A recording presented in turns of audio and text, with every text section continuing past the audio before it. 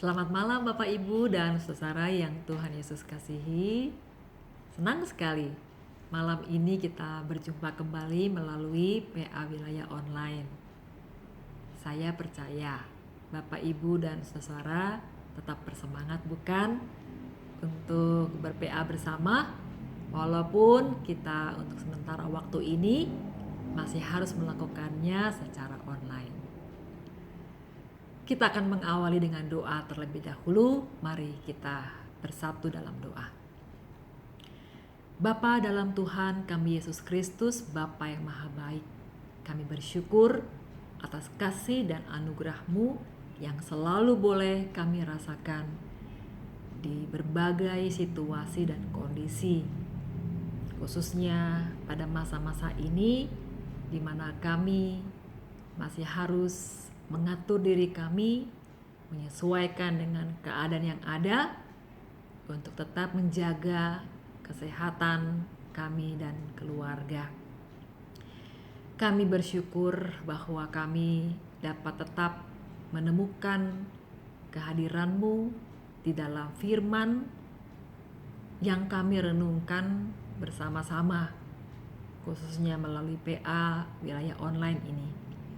Maka biarlah sukacita dan semangat kami untuk merenungkan firman Tuhan, mendalaminya bersama-sama, semuanya terjadi di dalam berkat dan topangan kuat kuasa Roh-Mu yang kudus, sehingga firman itu boleh menjadi berkat yang meneguhkan dan mengarahkan hidup kami sebagai umat yang sudah Engkau tebus dan sudah Engkau kuduskan melalui darah dan pengorbanan-Mu. Terpujilah Engkau ya Bapa. Kami serahkan PAW online kami di dalam nama Yesus Tuhan dan Juru Selamat kami. Amin. Saudara-saudara, PA kita malam ini mengambil tema persekutuan yang hidup dalam kemurnian dan kebenaran. Dan bacaan Alkitab ambil dari 1 Korintus pasal yang kelima ayat 6 sampai 8. Mari kita simak bersama-sama. Kemegahanmu tidak baik. Tidak tahukah kamu bahwa sedikit ragi mengkamiri seluruh adonan?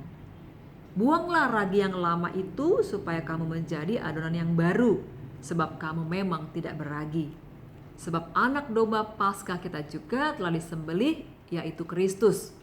Karena itu marilah kita berpesta bukan dengan ragi yang lama, bukan pula dengan ragi keburukan dan kejahatan, tetapi dengan roti yang tidak beragi, yaitu kemurnian dan kebenaran.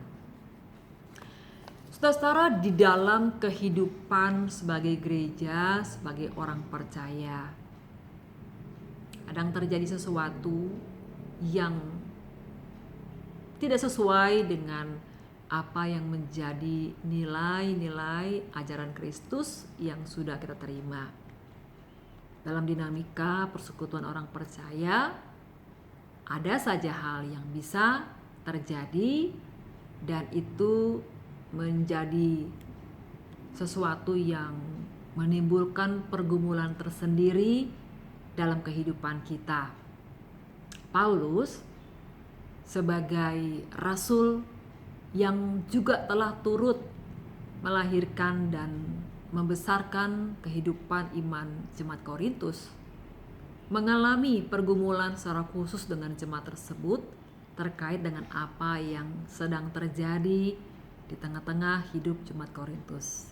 Keprihatinan seperti apa yang dimaksudkan?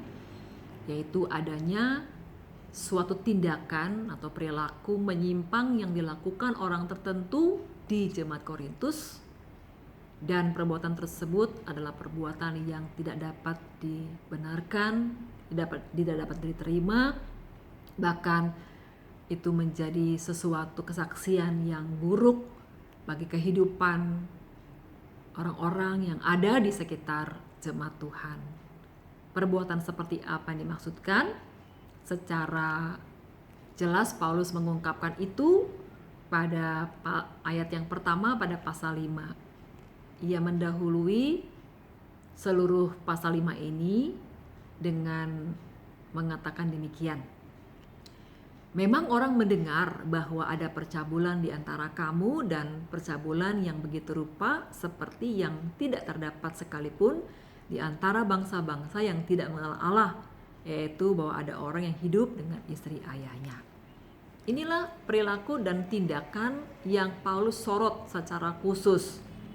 Nah, apa yang menjadi keprihatinan Paulus adalah pertama, hal tersebut terjadi di dalam kehidupan persekutuan jemaat. Padahal seharusnya tidak. Bahkan perbuatan tercela itu, kata Paulus, tidak pernah terjadi di kalangan orang-orang yang tidak mengenal Allah.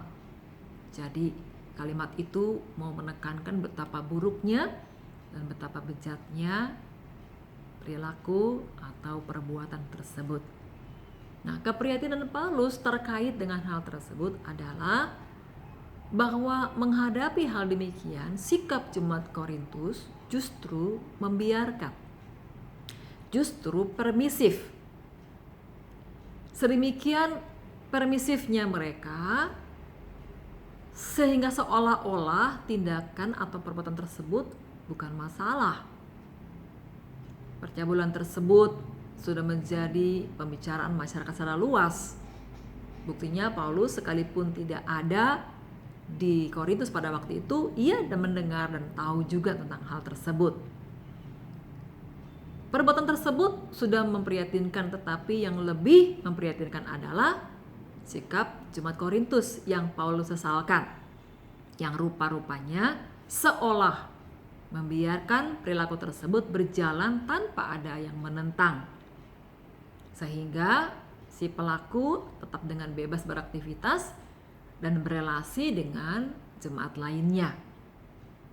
Sikap permisif dan seolah-olah menutup mata atas perilaku berdosa inilah yang Paulus sebut pada ayat kedua sebagai kesombongan, ataupun pada ayat 6 tadi sebagai kemegahan.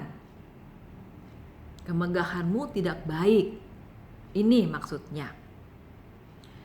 Jemaat Korintus dengan membiarkan dan menunjukkan sikap yang permisif, itu menunjukkan seolah-olah mereka memamerkan kebebasan yang berlaku dalam jemaat berdasarkan Injil.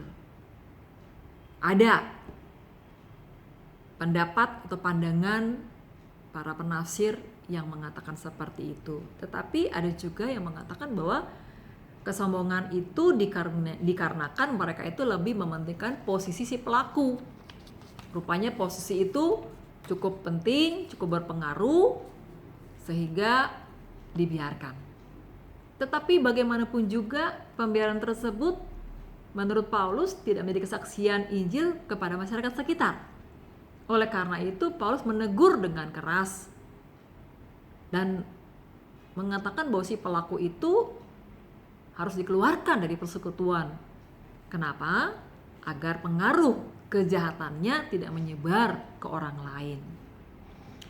Kalimat pada ayat 6, tidak tahukah kamu, sering digunakan oleh Paulus untuk menunjuk pada hal-hal yang seharusnya sudah diketahui oleh orang percaya namun terlupakan. Ia memakai ilustrasi ragi. Katanya sedikit ragi mengkamirkan seluruh adonan. Itu juga adalah hal yang terlupakan oleh jemaat Korintus. Padahal penggunaan kata ragi sebagai sebuah metafora itu cukup dikenal dalam pepatah Yahudi. Bahkan Tuhan Yesus pun dalam pengajarannya sering memakai metafora ragi untuk menggambarkan bagaimana sesuatu yang sedikit itu dapat mempengaruhi bahkan mengubah keseluruhan keadaan.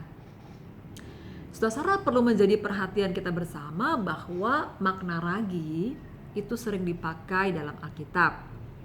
Tapi makna ragi itu tidak selalu diartikan secara negatif seperti yang Paulus lakukan pada teks kita ini. Kerajaan Allah pada Lukas pasal 13 ayat 20-21 itu diumpamakan seperti ragi yang mengkamirkan. Jadi sangat positif dipakai oleh Yesus. Tetapi dalam konteks Korintus 1 Korintus 5 ini justru yang berlaku adalah sebaliknya. kebusukan, walaupun dalam jumlah yang sedikit, akan bisa merusak keseluruhan kehidupan jemaat Korintus. Oleh karena itulah Paulus memerintahkan pada jemaat Korintus untuk membuang ragi yang lama itu. Pada ayat 7 tadi kita baca ya. Dalam bahasa Yunani, kalimat yang Paulus pakai itu disampaikan dalam nada perintah. Artinya, tindakan membuang itu amat penting dilakukan sebagai tanggapan, sebagai respon dari ragi buruk yang sudah mulai merusak kehidupan persekutuan jemaat di Korintus. Lebih lanjut lagi, pada ayat yang ke-7 itu Paulus menjelaskan tujuan dari membuang ragi yang lama, yaitu supaya kamu menjadi adonan yang baru, sebab kamu tidak beragi. Ketika kita membaca kata tidak beragi, kita akan teringat pada ritual pertobatan orang Yahudi tepat sebelum Paskah, di mana orang Israel itu diperintahkan untuk membuang segala ragi di rumah dan memakan roti yang tidak beragi. Rupanya Paulus hendak menekankan identitas jemaat di Korintus, yakni mereka itu adalah umat kepunyaan Allah, umat yang sudah ditebus oleh Allah sendiri di dalam pengorbanan dan kematian Yesus Kristus. Umat telah ditebus dari maut melalui kematian Kristus, Sang Anak Domba Paskah. Karena itu, dengan menyebut Kristus sebagai Anak Domba Paskah, Paulus menghubungkan kematian Kristus dengan narasi anak domba yang harus disembelih dan darahnya dibubuhkan pada ambang atas tiang pintu. Itu dapat kita lihat kembali pada kisah dalam kitab Keluaran pasal 12. Saudara, disinilah pesan utama Paulus dapat ditemukan, yaitu sebagai umat milik Kristus yang telah ditebus dengan darah anak domba, tidak ada tempat dalam kehidupan umat bagi kekotoran dan kebusukan. Bila ditemukan ada hal atau pihak yang mengancam kehidupan umat, maka umat diminta bersikap tegas dengan menjauhkan hal atau pihak tersebut dari persekutuan. Akan tetapi tidak berhenti di sana saja. Paulus melanjutkan nasihatnya. Karena itu marilah kita berpesta bukan dengan ragi yang lama, bukan pula dengan ragi keburukan dan kejahatan, tetapi dengan ragi yang lama, tetapi dengan roti yang tidak berragi, yaitu kemurnian dan kebenaran. Itu ada pada ayat yang ke-8. Kata pesta yang Paulus pakai di sini merujuk pada perayaan menjelang Paskah, bukan dalam artian masa kini. Akan tetapi dalam penulisan bahasa aslinya, kalimat tersebut diungkapkan dalam bentuk yang mengartikan bahwa hal itu atau pesta tersebut bukan hanya sekali saja dilakukan, tetapi terkait pada gaya hidup yang terus-menerus karena karya Kristus bagi kita dan di dalam kita. Gaya hidup terus-menerus itu tidak lagi tercampuri oleh keburukan dan kejahatan yang sudah terjadi, namun sebuah pergulatan untuk menjaga kemurnian dan kebenaran. Jadi itu merupakan suatu perjuangan dan upaya kita terus-menerus dari waktu ke waktu, dari masa ke masa, dari setiap kondisi, dan berlangsung sampai pada hari ini juga. Kemurnian dalam bahasa Yunaninya adalah elikrineia, yang secara harafiah berarti dihakimi di bawah terang matahari. Dalam konteks ini, Paulus rupanya menasihati jemaat di Korintus agar menyadari keadaan tiap pribadi dalam persekutuan dengan tidak sembunyi-sembunyi atau ditutup-tutupi. Seandainya terjadi ketidakmurnian yang didapati dalam kehidupan jemaat, maka hal tersebut harus diakui dengan rendah hati, dengan tetap mengingat apa yang benar atau aletheia di hadapan Allah dan diikuti dengan pertobatan yang sungguh-sungguh. Inilah saudara-saudara yang menjadi inti dari pesan atau nasihat Paulus dalam surat penggembalaannya kepada jemaat Korintus. Mereka diingatkan bahwa mereka itu sudah dimurnikan, dikuduskan melalui darah Kristus yang telah tercurah di kayu salib. kematian Kristus telah membersihkan mereka. Darah Kristus telah membasuh dosa mereka.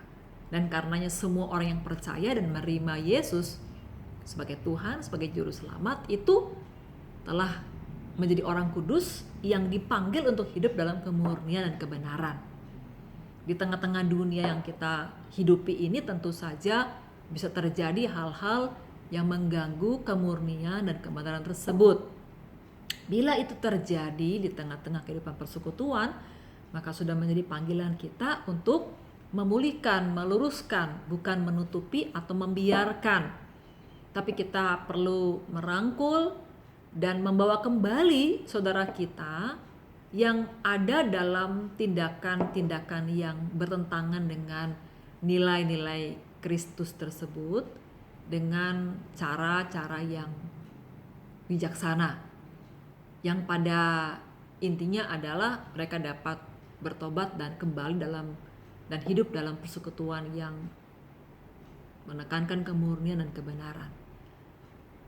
Tetapi bagi Paulus, ia tidak dapat menerima dan membenarkan sikap jemaat ketika suatu tindakan dan perilaku yang benar-benar bertentangan dengan firman Tuhan itu dibiarkan tanpa ada teguran, tanpa ada penanganan yang serius, sehingga dapat menimbulkan kesan seolah-olah itu oke, itu boleh-boleh saja, itu dapat diterima.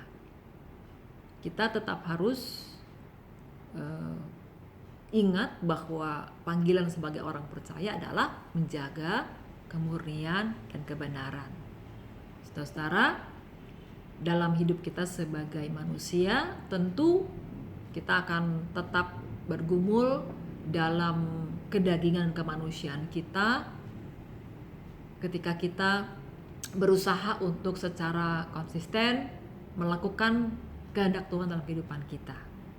Dan ketika kita mengalami suatu kejatuhan atau kelemahan, yang dibutuhkan adalah kerendahan hati kita untuk mengakui kelemahan kita, untuk secara terbuka mengakui kejatuhan kita, kemudian datang dalam pertobatan dan kita berusaha lagi untuk membangun kehidupan yang sesuai dengan kehendak Tuhan.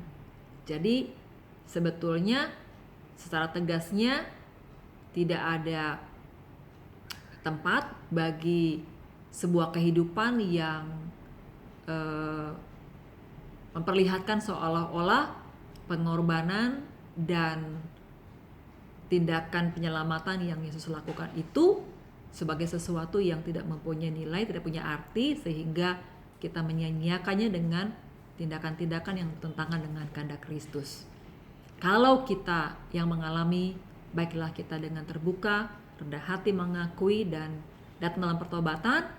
Bila itu terjadi pada saudara kita yang ada dalam kehidupan persekutuan kita, maka panggilan kita adalah membawanya kembali untuk datang dalam pertobatan sehingga ia pun kembali dalam kehidupan yang benar. Seandainya itu tidak dapat dilakukan, maka menurut Paulus sesuatu tindakan kejahatan yang dapat mempengaruhi kehidupan persekutuan dan jemaat itu harus disingkirkan, harus dikeluarkan.